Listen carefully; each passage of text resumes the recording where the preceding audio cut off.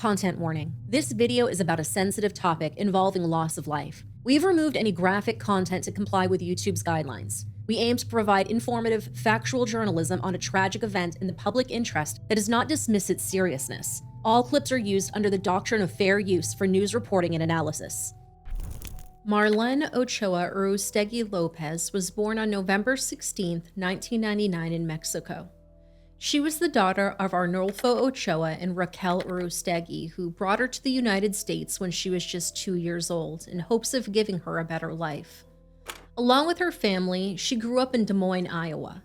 Marlen's parents had separated by the time she was in her late teens, and both Arnulfo and Raquel had moved on with separate partners. Friends and family described Marlen as a sweet and beautiful young woman who was always smiling and full of joy.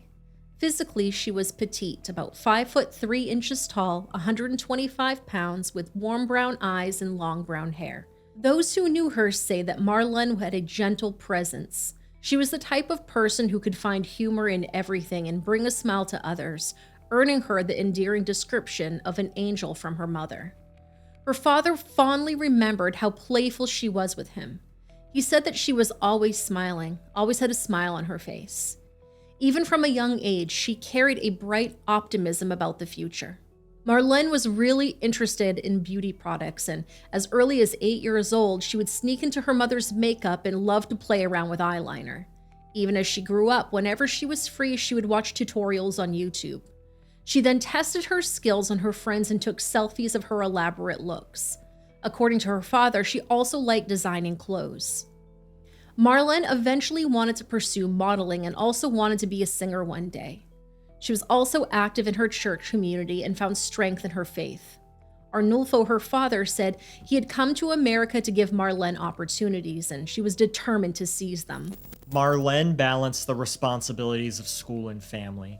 She attended Des Moines Roosevelt High School and an alternative program at Scavo High School. By her late teens, Marlen married Yovanny Lopez. Pastor Carlos Tomei, who had known Marlen's family for years, officiated the wedding. Soon, Marlen became a young mother after she gave birth to a son and embraced motherhood with devotion and love. Her husband later emphasized that Marlen was a smart woman and a good student who wanted to do great things. Balancing school and parenting was difficult, but she never neglected her studies or her toddler. Yovanny was also gentle and hardworking, and he cherished Marlen and their baby boy.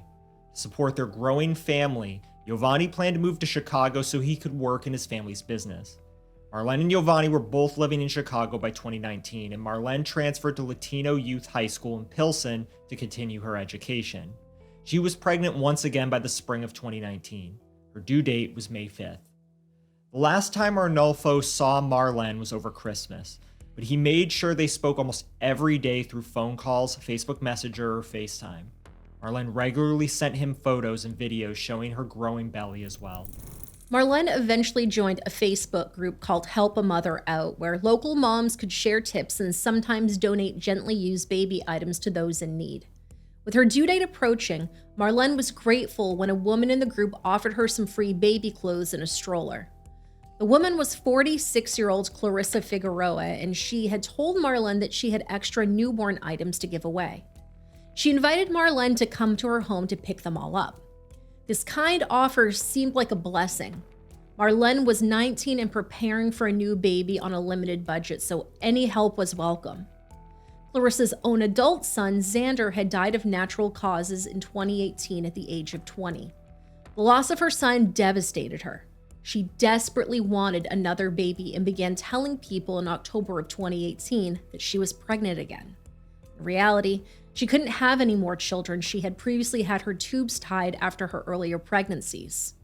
Family members, especially her 24-year-old daughter Desiree, were surprised by her pregnancy claim. Clarissa even posted what she claimed was an ultrasound image on Facebook and prepared a nursery room with a crib and decorations, trying to convince everyone that a baby was on the way. On April 1st, 2019, about 3 weeks before Marlen's due date, Clarissa told Desiree she needed her help. She said she wanted to kill a pregnant woman and steal her baby. Fortunately, Marlen would be her target. That very same day, Clarissa lured Marlen into her house under the pretense of giving her baby supplies for free. Marlen, trusting and eager to provide for her baby, went to Clarissa's home in Chicago's Scottsdale neighborhood. Clarissa had intended to kill Marlen on April 1st, but Desiree lost her nerve at the last minute and refused to go through with it. Clarissa's live-in boyfriend, 40-year-old Piotr Bobak, was also present and was alarmed by what the two were plotting. He even threatened to call the police if they tried to harm Marlen that day. As a result, during that first meeting, no harm ever came to Marlen. I don't know about you, but I don't think I could comfortably sleep under the same roof with somebody who was thinking about killing a pregnant woman and stealing her baby. I don't exactly know what was going through Piotr's head, but the fact that they didn't go through with it was enough to stop him from calling the police. Marlen was given some baby clothes, and she thought that the encounter was just a kind favor from a stranger.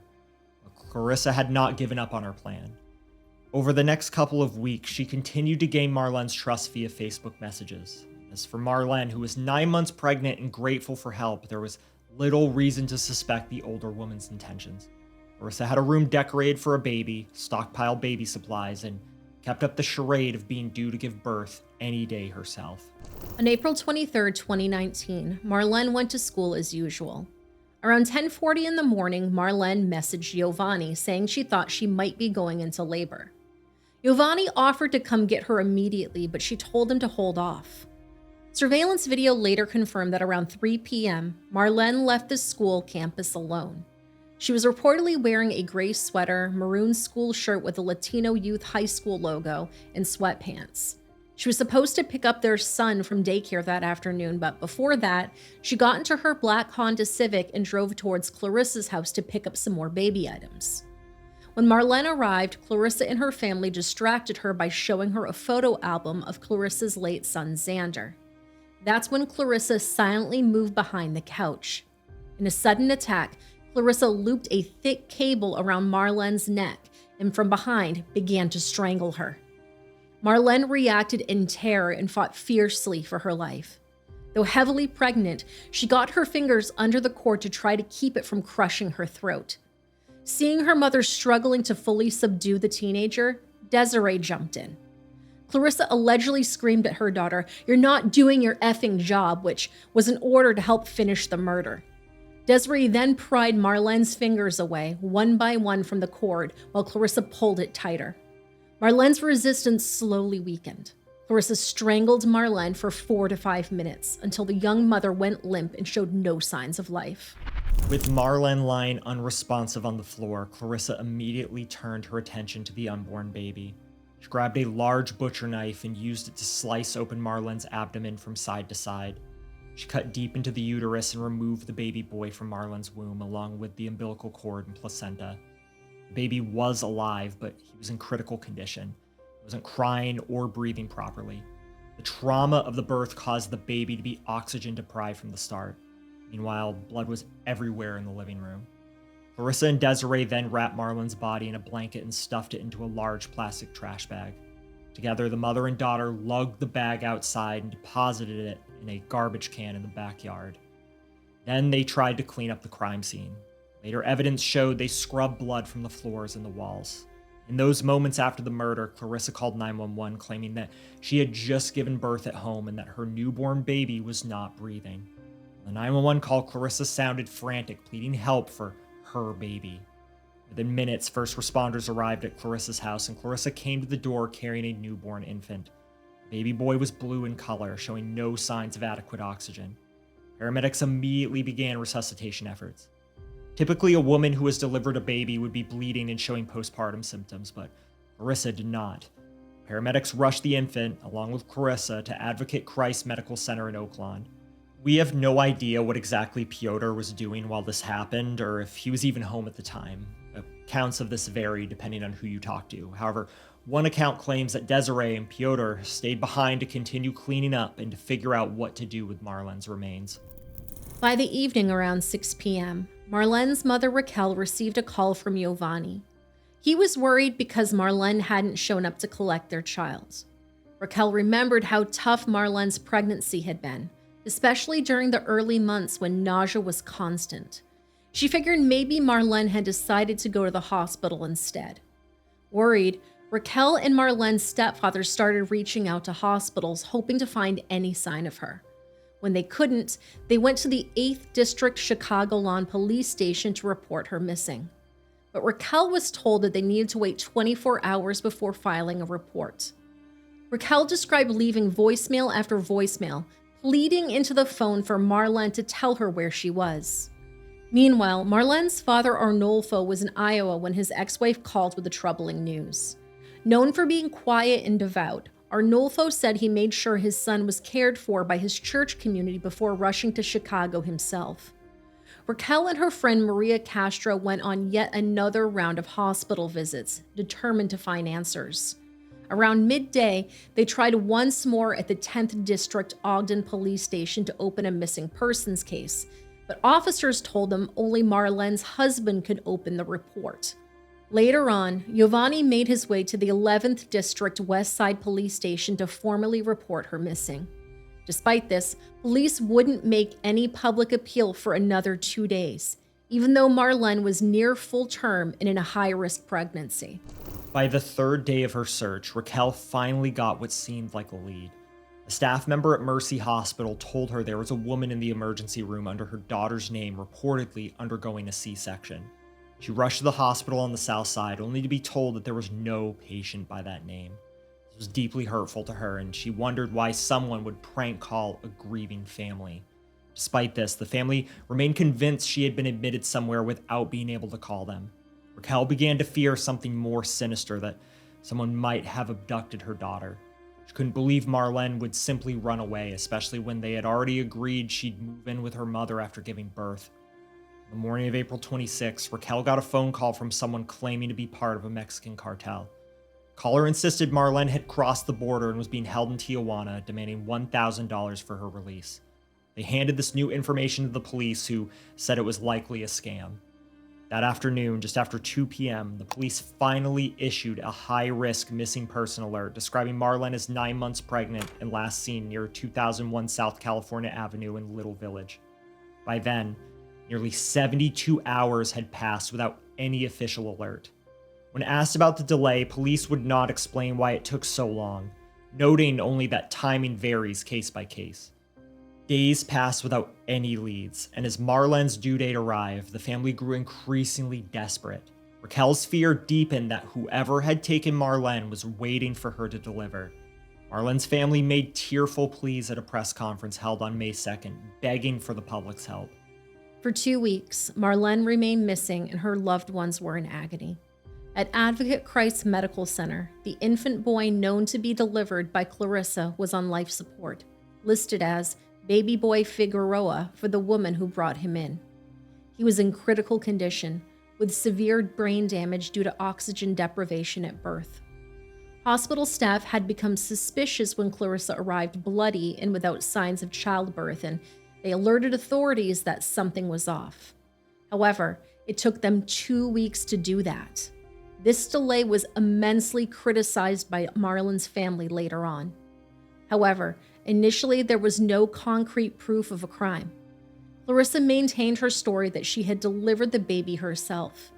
It wasn't until May 7, 2019 that the police finally connected the dots between the missing mother and the baby at the hospital. Around that time, a newborn baby was found in an alley on the northwest side of Chicago. Raquel said the family rushed to Lurie Children's Hospital, praying it was Marlen's child. Later, a detective called Raquel to say that the baby in the alley was not Marlen's. Friends of Marlen informed detectives about her interactions on the Facebook group and the plans to pick up baby clothes from a woman. Investigators discovered Marlen's Facebook messages with Clarissa and realized the address Marlen went to on April 23rd was the same location from which the 911 call about a newborn had come. Police then descended upon the area around Clarissa's home. They canvassed the neighborhood and on May 7th located Marlen's black Honda Civic parked a few blocks away. By the time it was found, it had received 3 parking tickets. Marlen's family later called up the authorities for not connecting the dots earlier because the parking ticket should have brought a missing person's car to their attention. With growing suspicion, detectives went to Clarissa's house to question the occupants. When officers knocked on the door, Desiree answered and tried to mislead them. She claimed her mother, Clarissa, couldn't come to the door because she was recovering in the hospital from leg pain. Then she blurted out that her mother had just delivered a baby. Police noted Desiree's extremely odd story, which essentially confirmed their suspicions that this was the family involved in Marlen's case. Officers secured the perimeter and quickly obtained a search warrant for the property. On May 14, 2019, with a warrant in hand, Chicago police thoroughly searched Clarissa's home and yard. In the backyard, police found Piotr attempting to scrub blood out of a rug with bleach in a hose. Inside the house, investigators discovered significant evidence of a violent crime. Large amounts of blood spattered in the hallway and a bathroom that someone had tried to clean. They also found bleach, cleaning supplies, and freshly washed towels. Then, in the garage and yard area, Marlen's body was found in a trash can behind the house. She was badly decomposed after 3 weeks, but still identifiable. The electrical cord used to strangle her was still wrapped around her neck. After weeks of uncertainty, Marlen's family finally had the answer they dreaded. She had been murdered. Arnulfo had come to identify his daughter's remains at the Cook County Medical Examiner's office on May 16th. Raquel, Marlen's mother, collapsed in anguish upon learning the fate of her angel. Meanwhile, the infant's true identity was confirmed through DNA testing. On May 14th, as evidence mounted, authorities obtained a DNA sample from baby Figueroa at the hospital. The test proved the baby was in fact Marlen's son and not related to Clarissa whatsoever. To add insult to injury, Clarissa and her family started a GoFundMe claiming their baby was critically ill and needed money for a funeral. They referred to the child as Baby Xander. Piotr posted about the boy on his own Facebook page stating, "My son is a fighter, made it this far, but not much time left. Life support, brain dead, very little function in the brain." With DNA evidence in hand, authorities informed Yovanny that the baby at Advent Christ Medical Center was his. Yovanny named his newborn son Yovanny Yadiel Lopez, giving the baby his own name and a middle name meaning gift of God. For nearly 2 months, Yovanny lived at the hospital praying over the infant and hoping for a miracle. Tragically, despite doctors' efforts and the family's prayers, baby Yovanny had suffered irreversible brain damage from the traumatic way in which he was delivered. He had zero brain activity and was on a ventilator, unable to breathe on his own. On June 14th, 2019, the tiny boy succumbed to his injuries and passed away at just 7 weeks old. The Cook County Medical Examiner later ruled the baby's death a homicide caused by lack of oxygen to the brain due to the violence inflicted on his mother. On May 16, 2019, Chicago police officially arrested 46-year-old Clarissa, her daughter Desiree, and her boyfriend Piotr in connection with Marlen's murder. The Cook County prosecutor James Murphy presented a bond proffer outlining how Clarissa had strangled Marlen while Desiree assisted, and how they cut the baby from her womb. The crime was described by the judge as brutal and heinous, and all 3 defendants were denied bond. Clarissa and Desiree were each charged with first-degree murder, as well as aggravated battery and other related charges for the attack on the infant. Piotr, who did not participate in the killing but helped cover it up, was charged with concealment of a homicidal death and later with obstruction. Piotr's lawyer claimed that he was tricked into believing that Yovanny was his baby, but prosecutors claimed that Piotr was aware of the murder and knowingly assisted with cleaning up the crime scene, as well as attempted to get donations through a GoFundMe for a baby that he knew wasn't his.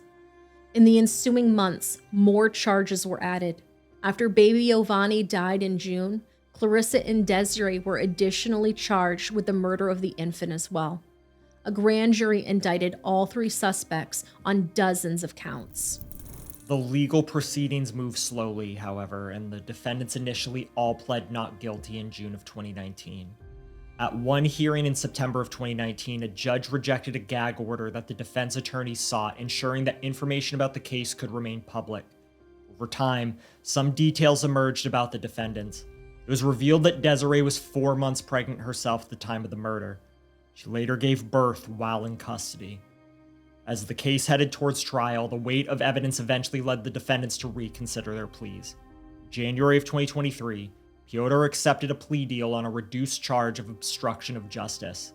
He was sentenced to a relatively short prison term, reportedly 4 years, with credit for time served, and by 2023, he was released on parole. Desiree eventually pled guilty for her role in the murder on January 8, 2024. She had cooperated by giving a full videotape confession to police, admitting her role in the plot to kill Marlen. She also agreed to testify against her mother if needed and received a reduced sentence of 30 years in prison. Then, in April of 2024, 5 years after the murder, another plea agreement was reached. Clarissa, then 51 years old, pled guilty to first-degree murder in exchange for a negotiated sentence. In a Cook County courtroom on April 16, 2024, Judge Peggy Chiampas sentenced Clarissa to 50 years in prison for masterminding Marlen's murder. Clarissa did not say anything after her sentences and only replied with a yes when the judge asked her if she understood her parole eligibility. Clarissa would be in her 90s before she could even possibly be granted parole, and Desiree will be middle-aged when she eventually regains her freedom. Throughout the legal process, Marlen's family held a vigil in May of 2019 to remind the world that Marlen was a cherished mother, daughter, and friend. In the immediate aftermath, there was an outpouring of support for Marlen's husband and young son. A legitimate GoFundMe campaign was launched by friends to assist Yovanny's family with funeral expenses and medical bills.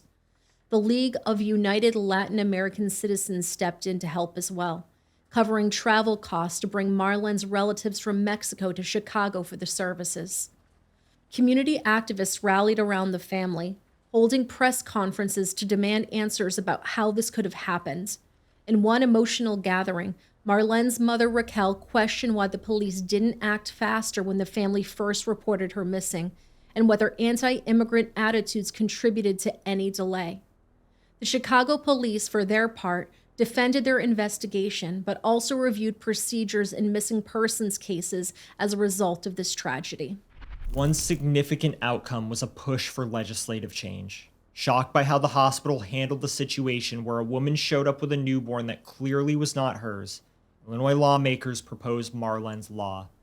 Introduced by State Representative Karina Villa in May of 2019, this bill sought to require hospitals to verify the identity of any woman presenting a newborn, especially if claiming a home birth.